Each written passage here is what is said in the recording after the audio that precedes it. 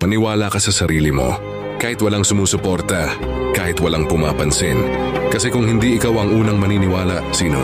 Huwag kang matakot mabigo. Lahat ng matagumpay dumaan sa pagkatalo, pero hindi sila sumuko.